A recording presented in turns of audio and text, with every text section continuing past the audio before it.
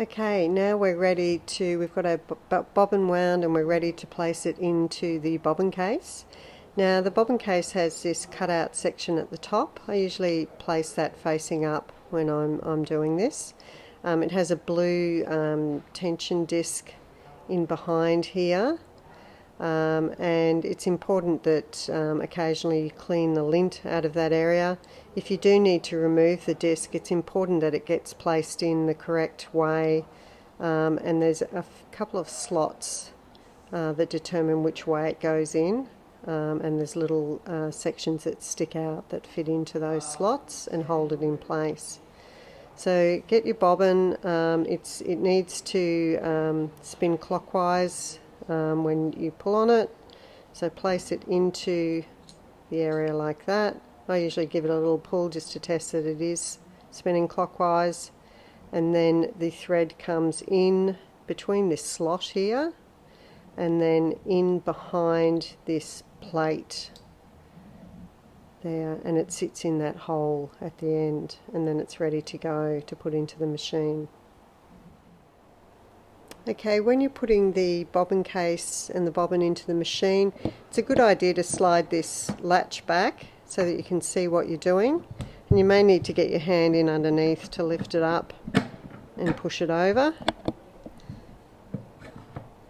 Okay, once you've got that open, you can see into the bobbin case area, and you can just make out the little post, the metal post that's sticking out, and that's where the middle hole of the bobbin is placed.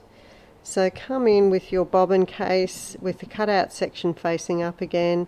Now it's important not to hold the latch door out when you're putting the bobbin in. That's what causes damage to the bobbin case. So don't only use the latch when you're removing the bobbin, don't use it when you're putting it in. Now the take-up lever needs to be at its highest point during this stage of operation, otherwise it won't go in properly. So use your hand wheel and make sure that the take-up lever is up at the top, and then you can place the bobbin in, get it sitting in there, and then use your thumb and give it a push, and you should hear that loud click. That is what tells you that it's in the correct position and that it's ready for you to then bring the bobbin thread up to the top of the machine.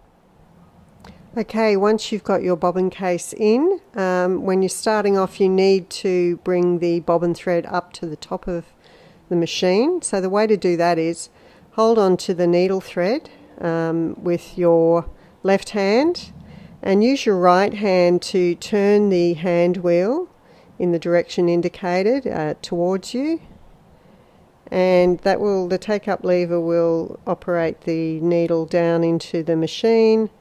And then once you've done one full turn and the take-up lever is back at its highest position, you can usually just pull on the needle thread if you need to, and it will bring the bobbin thread up to the top. And you can then just use whatever you've got handy, your scissors, to bring the tail under the machine like that. And then you're ready to sew. After you bring the bobbin thread up to the top, it's important that you pull on it and make sure that it's coming through nice and smoothly. Just raise the presser foot up using the knee lift and just pull on the bobbin thread and make sure that it's coming through easily. If it's tight and it's difficult to move, then it's caught on something underneath, and you'll need to remove the bobbin case and put it in again and bring it up to the top again. It should always be moving smoothly and easily. Otherwise you could damage it.